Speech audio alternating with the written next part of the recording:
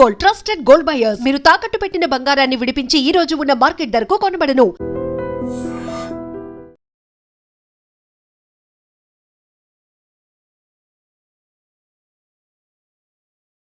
నమస్తే, welcome to I dream. Live కాల్లో join అయ్యారు రిటైర్డ్ ఆర్మీ ఆఫీసర్ వివి రావు గారు. సార్ నమస్కారం. నమస్కారం, చెప్పండి సార్. అమెరికా ఇరాన్ ఉద్రిక్తతలు మనం మాట్లాడుకుంటూనే ఉన్నాం, మళ్ళీ పెరుగుతూ పోతానే ఉన్నాయి.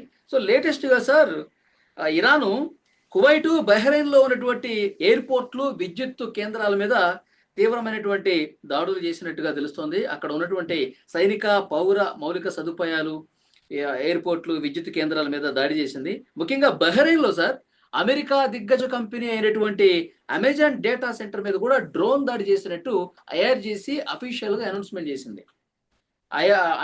అమెజాన్ డేటా సెంటర్లో ఉన్నటువంటి మౌలిక సదుపాయాలు పూర్తిగా ధ్వంసం చేశామని చెప్పి ఐఆర్జీసీ చెప్పింది. సో ఏంటి సార్, ఈ దాడుల్ని ఎట్లా చూస్తారు లేటెస్ట్గా? ఎగ్జాక్ట్లీ ఈ రిపోర్ట్స్ కరెక్టే అనుకోవాలండి. అమెరికా కూడా ఏం తగ్గకుండా దాదాపు లాస్ట్ 11 రోజుల్లో అటాక్ చేస్తూనే ఉంది ఇరాన్ మీద.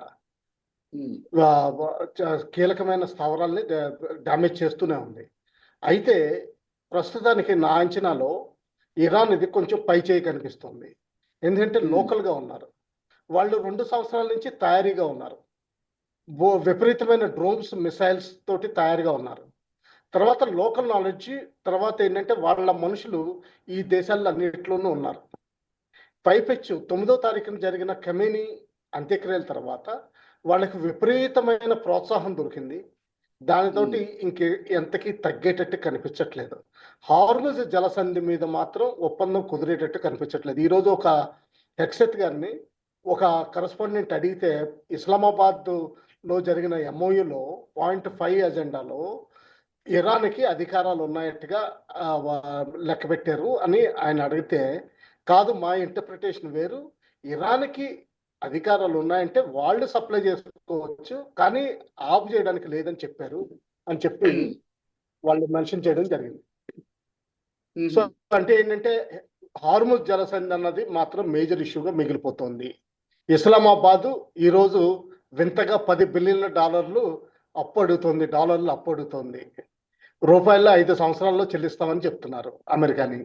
అంటే ఏంటంటే ఇంకా అమెరికా పట్టించుకోవడం మానేస్తుంది. ఎందుకంటే వీళ్ళు బిచ్చగాళ్ళు, వీళ్ళు ఇలాగ అడుక్కోవడానికే మన దగ్గరకు వచ్చారు, ఏదో మీటింగ్ చేసుకుందాం అని చెప్పి ఇలాగ $10 బిలియన్ వీళ్ళే మిడిల్ మ్యాన్ లాగా బ్రోకరేజ్ అడుగుతున్నారని చెప్పి వాళ్ళకి చిరాకు వస్తుంది తప్పనిసరిగా. అది పాకిస్తాన్ అడుగుతుందంటారా? పాకిస్తాన్ అడిగిందండి ఈరోజు. ఇంకా ఖతార్ విషయం వస్తారా? ఖతార్ మీడియేషన్కి బాగానే ఉంది ఇంకాను, కానీ వాళ్ళ మీద ఖతార్ పక్కనే ఉన్న బహ్రెయిన్ మీద అటాక్ జరుగుతుంది, కువైట్ మీద అటాక్ జరుగుతుంది. కువైట్ అంటే ఇంకా కొంచెం దూరంలోనే ఉంటుంది, ఇరాక్ దగ్గరలో ఉంటుంది. దాదాపు హార్ముజ్ జలసంధి ఏదైతే ఉందో దాదాపు ఎక్స్ట్రీమ్ కార్నర్లో ఉంటుంది. అక్కడ కూడా అటాక్స్ జరుగుతున్నాయి. జోర్డన్ మీద జరుగుతున్నాయి. ఇంకా అమెజాన్ అంటారా, అమెరికన్ అసెట్స్ ఏవైనా సరే, ప్రైవేట్ కానివ్వండి, ఎంబసీ కానివ్వండి, ఎయిర్ ఫోర్స్ అసెట్స్ కానివ్వండి, ఒకవేళ లోకల్ అసెట్స్ అంటే Saudi Arabian fighter air craft అటువంటివి ఉన్నా కానీ వాళ్ళు అటాక్ చేస్తామని స్పష్టంగా చెప్తున్నారు. మిడిల్ ఈస్ట్ మీద మొత్తం మీద ఆధిపత్యం తీసుకోవాలని చూస్తున్నారు, అందులో డౌట్ ఏమీ లేదు. ఇది తప్పనిసరి జరుగుతుంది. ఇది ముందరే ఎక్స్పెక్ట్ చేసాం. లాస్ట్ 1 మంత్ మొన్న ఈ మధ్య మాజీ విదేశాంగ మంత్రి చెప్పాడు, ఇక్కడ ఈ గల్ఫ్ కంట్రీస్ లో ఉన్నటువంటి అమెరికా సైనికుల్ని ఒక 100 మందిని పట్టుకొస్తే అప్పుడు వాళ్ళ తోక కట్ చేసినట్టు అవుద్దన్నారు. అలాంటి ప్రయత్నాలు ఏమైనా జరిగే అవకాశం ఉందా? ఇప్పుడు గల్ఫ్ కంట్రీస్ లో దాడులు, అమెజాన్ డేటా సెంటర్ లాంటి వాటి మీద కూడా దాడులు జరుగుతున్నాయి కాబట్టి ఇది పూర్తయిన తర్వాత వాళ్ళని ఏమైనా కిడ్నాప్ చేసే అవకాశం ఉందంటారా? 100% ఉందండి. కేవలం జవాన్లే కాదు, అమెరికన్ సివిలియన్ పౌరులు కూడా చేసే అవకాశం ఉంది. దీనికి ఒక ప్రెసిడెంట్ ఉంది. ప్రెసిడెంట్ని ఎప్పుడు ఫాలో అవుతారు ప్రపంచంలో? 1980లో ఎప్పుడైతే ఖమేనీ ఫ్రాన్స్ నుంచి వెనక్కి వచ్చి షాను వెళ్ళగొట్టారు ఇరాన్ నుంచి, పదవీచ్యుతుడిని చేసి, అప్పుడు అమెరికా చాలా ప్రయత్నాలు చేసింది షా గారిని కాపాడాలని. ఆ ప్రయత్నంలో ఇరాన్కి కోపం వచ్చి ఇరాన్ ఎంబసీని మొత్తం దిగ్బంధం చేసింది. దాదాపు 444 రోజులు, అంటే సంవత్సరం పైన కొనసాగించారు, సంవత్సరం 3 నెలల పైన. ఆ సమయంలో జిమ్మీ కార్టర్ ఒక పెద్ద ఆపరేషన్ ప్లాన్ చేశారు. సౌత్ సైడ్ని ల్యాండ్ అయ్యి టెహరాన్ వెళ్ళి వాళ్ళందరినీ బందీలని తీసుకొద్దాం, 54 మందిని తీసుకొచ్చేద్దాం అని ట్రాన్స్పోర్ట్ ఎయిర్ క్రాఫ్ట్, హెలికాప్టర్స్ ఇవన్నీ మొత్తం ఆపరేషన్ టైగర్ క్లా అని చెప్పి లాంచ్ చేశారు. మొత్తం ఫెయిల్యూర్ అయిపోయింది. మొత్తం ఎక్విప్మెంట్ అంతా అక్కడ విడిచిపెట్టి పరిగెత్తుకు రావాల్సి వచ్చింది. బ్యాడ్ లక్ ఏంటంటే అక్కడ ఉన్న డెజర్ట్ స్టామ్స్, హబూబ్ ఏదైతే అంటారో అవి ఆ టైంలో వచ్చినాయి. వీళ్ళకి ఏం కనిపించలేదు, ఏం తెలియలేదు.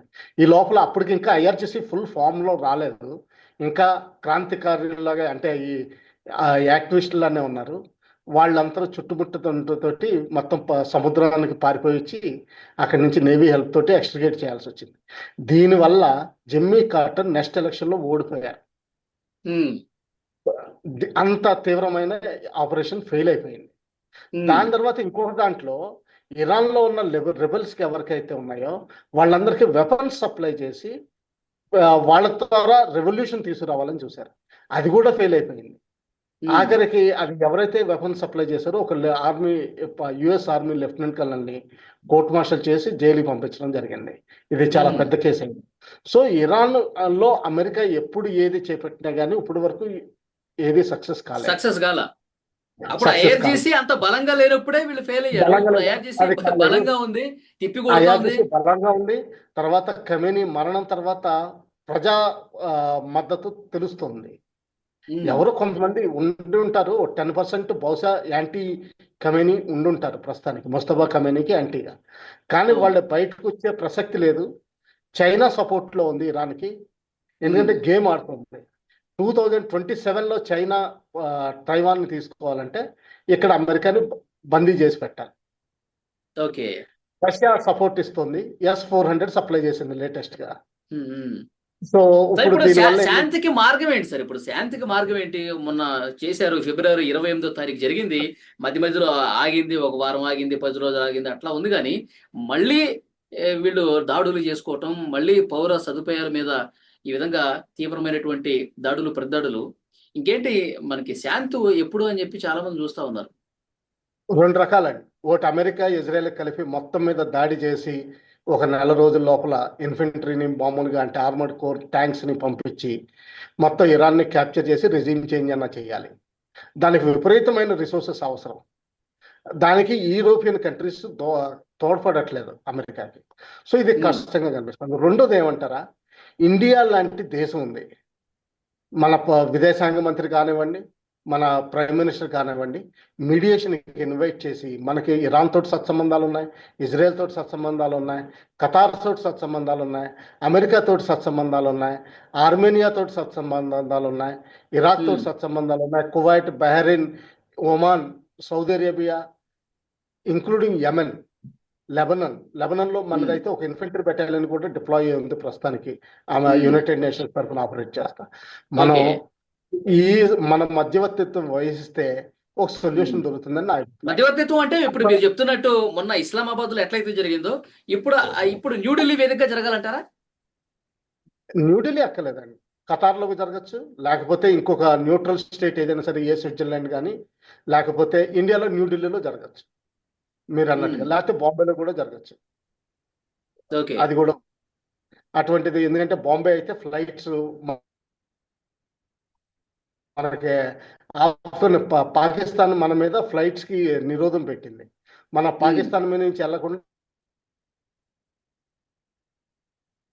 చైనా మీద నుంచి వెళ్ళి కిర్గిస్తాన్, ఉజ్బెకిస్తాన్ మీద నుంచి తిరిగి ఇరాన్ వెళ్ళాల్సి వస్తుంది, ఒకవేళ ఇరాన్ వెళ్ళాల్సి వస్తే. అదే బాంబే అయితే డైరెక్ట్ ఫ్లైట్ ఇరాన్.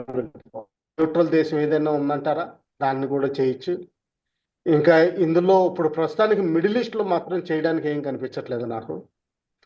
సో ఆ విధంగా చేసి ఒప్పందం తీసుకురాగలరు. అందులో ఏంటంటే హార్ముజ్ జలసంధిని ఒప్పించాలి, ఇరాన్కి వదిలిపెట్టేమని.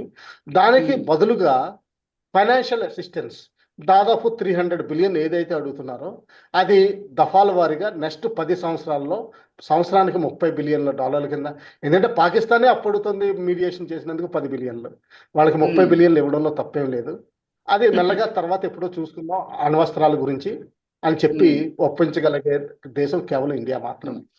సార్ ఇప్పుడు కేవలం ఇండియా మాత్రమే మీరు చెప్తాను బాగానే ఉంది, కానీ ప్రాక్టికల్ గా ఎంతవరకు వర్కౌట్ అయ్యే అవకాశం ఉంది? ఇండియా అనేసరికి ట్రంప్ ఏమన్నా సానుకూలంగా స్పందించే పరిస్థితి ఏమైనా ఉందా?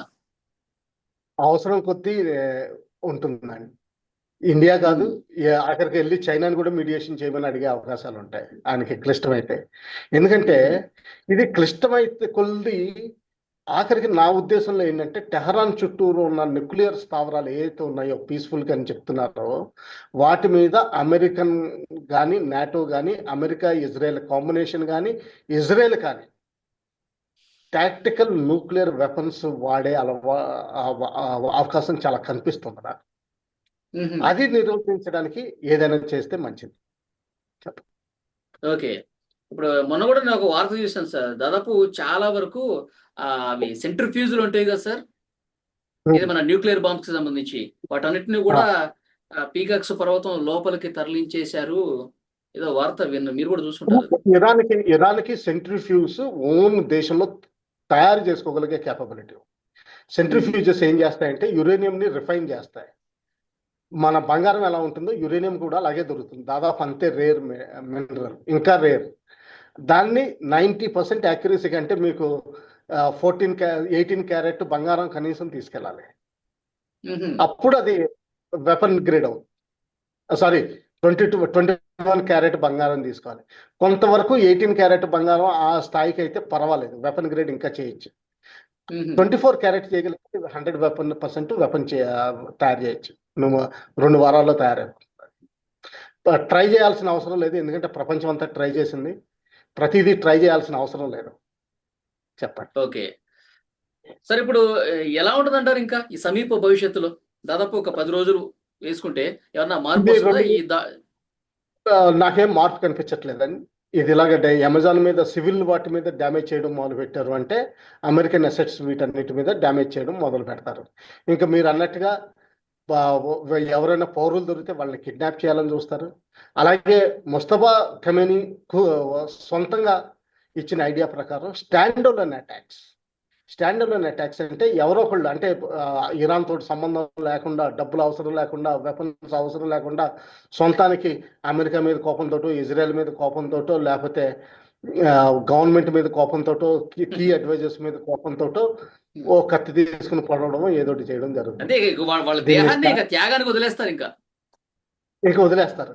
ఎందుకంటే ఇరాన్ ఒక షియా కంట్రీ. షియాస్ లో మార్టేయడం అంటే దేహాన్ని అర్పించడం అన్నది చాలా గౌరవంగా భావిస్తారు. సున్నీస్లో అయితే వేరే వాళ్ళని చంపడం ఇంపార్టెంట్ గా కనిపిస్తారు. షియాస్ లో అయితే ఒకందుకు అంటే మార్టీయడం కూడా అవసరం వస్తే సొంతానికి కూడా చంపుకోవడం అది మంచిదిగా భావిస్తారు. సో ఆ విధంగా చేసే అవకాశాలు చాలా కనిపిస్తున్నాయి. ఒకవేళ ట్రంప్ గారి మీద కానీ ఆయన కీ అడ్వైజర్స్ మీద కానీ, ఎందుకంటే ఒక అతను ఇప్పుడు ఈ రోజున ఫిలిప్పీన్స్ లో ఉన్నారు. ఫిలిప్పీన్స్ లో కూడా కొంత ముస్లిం పాపులేషన్ ఉంది. ఏదైనా అటెంప్ట్ జరిగితే చాలా తీవ్రమైన పరిశీలనలు ఉంటాయని చెప్పి నా అభిప్రాయం. ఒకవేళ యూరోప్ ఇవన్నీ దేశాలు, నాటో దేశాలు అన్ని కలిపి ఇరాన్లో రెజిమ్ చేంజ్ చేస్తే పర్వాలేదు, కానీ న్యూక్లియర్ వెపన్స్ వాడితే మాత్రం ఇంకా మిడిల్ ఈస్ట్ ఎందుకు పనికి రాకుండా పోతుంది. చెప్పండి. చూద్దాం సార్ ఎట్లా ఉంటుందో పరిస్థితులు. అయితే మీరు అంటున్నట్టు కొంత ప్రమాద గంటికలు అయితే మోగుతున్నాయి. ఎంతవరకు పోతున్నది చూద్దాం, కాలమే చెప్పాలి. మళ్ళీ మాట్లాడదాం sir. Thank you very much.